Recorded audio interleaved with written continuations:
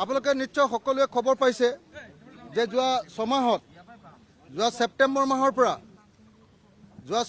মাহৰ পৰা ফেব্ৰুৱাৰী মাহলৈকে অসমৰ বহিৰাজ্যত কাম কৰা যুৱক যুৱতীৰ সৰ্বমুঠ 162 জনৰ মৃত্যু ঘটিছে।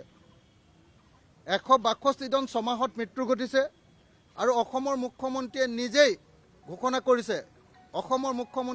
ঘোষণা কৰিছে যে প্ৰতি মাহত এতিয়া 50 জন ল'ৰাৰ মৃত্যু ঘটে বহিৰাজ্যত। অসমৰ অৱস্থা কি আপোনালোকে তাকে লক্ষ্য কৰক। প্ৰতি মাহে যদি 50 জন গড়ে যুৱকৰ মৃত্যু হয়, 162 জন যদি হয়, তেতিয়াহ'লে যোৱা ছমাহত আপুনি চাওক, মানে ছেপ্টেম্বৰ, অক্টোবৰ, নৱেম্বৰ, ডিচেম্বৰ, জানুৱাৰী, ফেব্ৰুৱাৰী এই ছমাহত যদি 162 জনৰ মৃত্যু ঘটে, তেতিয়াহ'লে 50 জনকে মুখ্যমন্ত্ৰীৰ মতে 50 জনকে যুৱকৰ প্ৰত্যেক মাহতে এতিয়া মৃত্যু ঘটি আছে। গতিকে এইটো এটা অত্যন্ত ভয়ংকৰ ঘটনা আৰু এই ভয়ংকৰ ঘটনাৰ আমাক বিচাৰ লাগে। 4জনকৈ মিচিং যুৱকে কিয় মৃত্যুবৰণ কৰিবলগীয়া হ'ল একেদিনাৰ ভিতৰত বেংগলোৰত? তাৰ এতিয়ালৈকে তদন্ত হ'লনে? আৰু ভৱিষ্যতে অসমৰ যুৱকে যাতে বহিৰাজ্যত গৈ কাম কৰিবলৈ যাওঁতে যাতে মৃত্যুবৰণ কৰিবলগীয়া নহয়, তাৰ কাৰণে কিবা ব্যৱস্থা গ্ৰহণ কৰা হৈছেনে? আজি বিজেপি চৰকাৰৰ দিনত অসমৰ যুৱক যুৱতীসকলৰ অৱস্থা কি? আজি অসমৰ যুৱক যুৱতীসকলে দুটা কামেই কৰিব পাৰে গাঁৱত। এটা হ'ল হাজিৰাৰ কাম, মিস্ত্ৰীৰ লগত যোগালী, আৰু নহ'লে বেংগলোৰ, চেন্নাই, কেৰেলা এইবিলাকত গৈ হাজিৰাৰ কাম বা ছিকিউৰিটি গাৰ্ডৰ কাম। আজি অসমীয়া যুৱক যুৱতীৰ একমাত্ৰ ভৱিষ্যত হয় ছিকিউৰিটি গাৰ্ড কৰা, নহ'লে বা তেওঁলোকে গাঁৱে গৈ হাজিৰা কৰা, মিস্ত্ৰী কৰাৰ বাহিৰে বেলেগ কোনো কাম নাই।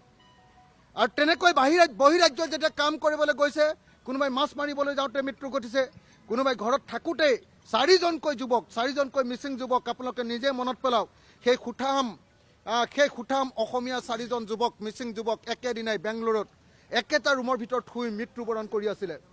সেই মৃত্যু আপোনালোকে নিজে ভাবক কাৰ দিনত হৈছে? বিজেপি চৰকাৰৰ দিনত। বিজেপি চৰকাৰৰ দিনত বহিৰাজ্যত একেদিনাই 4জন যুৱকৰ মৃত্যু ঘটিছে, এমাহত 50 জন যুৱকৰ মৃত্যু ঘটিছে, আৰু তেওঁলোকক নিৰাপত্তা দিবৰ কাৰণে কোনো ব্যৱস্থা গ্ৰহণ কৰা হোৱা নাই। সেইকাৰণে অসম বিধানসভাত এইটো বিষয়ে আজি আলোচনা হ'ব লাগিব।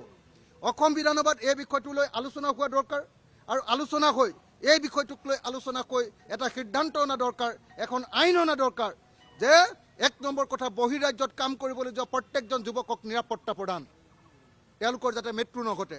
2 নম্বৰ কিন্তু আটাইতকৈ গুৰুত্বপূৰ্ণ কাম, ৰাইট টু ৱৰ্ক, অসমৰ প্ৰত্যেকজন যুৱক যুৱতীক নিজৰ ৰাজ্যত কাম কৰিবৰ কাৰণে অধিকাৰ প্ৰদান কৰা।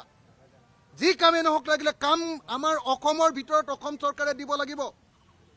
ৰাইট টু ৱৰ্ক, কাম কৰাৰ অধিকাৰ প্ৰত্যেকজন অসমীয়া যুৱকৰ আছে নিজৰ মাতৃভূমিত। আজি আপোনালোকে নিশ্চয় দেখিছে যে নিজৰ মাতৃভূমি এৰি সকলোৱে গৈ মাত্ৰ 15,000 টকাৰ কাৰণে বেংগলোৰ যাবলগীয়া হৈছে, 18,000 যুৱকৰ কাৰণে বেংগলোৰ যাবলগীয়া হৈছে।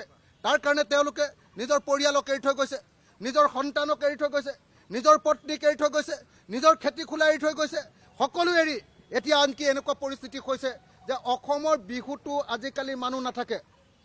কেলে? আজিকালি বিহু বেংগলোৰত পাতিবলৈ লৈছে, চেন্নাইত পাতিবলৈ লৈছে, হায়দৰাবাদত পাতিবলৈ লৈছে, কাৰণ সকলো অসমীয়া ল'ৰা এতিয়া হাজিৰা কৰিবলৈ চেন্নাইলৈ যায়, বেংগলোৰলৈ যায়। এনেকুৱা পৰিস্থিতিত মই দাবী উত্থাপন কৰিব খুজিছোঁ যে অসমীয়া বিহু যদি বচাব লাগে, অসমৰ গাঁও যদি বচাব লাগে, অসমৰ যুৱক যুৱতীসকলক যদি বচাব লাগে, অসমীয়া মানুহক যদি বচাব লাগে, বিজেপি চৰকাৰ, এই চৰকাৰে আমাৰ কাৰণে ৰাইট টু ৱৰ্ক, কাম কৰাৰ অধিকাৰ আইন আনিব লাগিব। আৰু প্ৰত্যেকজন যুৱক যুৱতী যি বেলেগলৈ যায়, তেওঁলোকক নিৰাপত্তা প্ৰদান কৰাৰ ব্যৱস্থা গ্ৰহণ কৰিব লাগিব। এই দাবীত মই আজি প্ৰতিবাদ সাব্যস্ত কৰিছোঁ, আৰু আজি ৰাজ্যপালৰ ভাষণত যাতে কেৱল এই বিষয়টোৱে প্ৰধান গুৰুত্ব লাভ কৰে, তাৰ কাৰণে দাবী উত্থাপন কৰিছোঁ। অসমীয়া জাতিৰ ভৱিষ্যত কি হ'ব, যুৱকসকলৰ ভৱিষ্যত কি হ'ব, এই সম্পৰ্কে আমাক আলোচনা লাগে। ধন্যবাদ।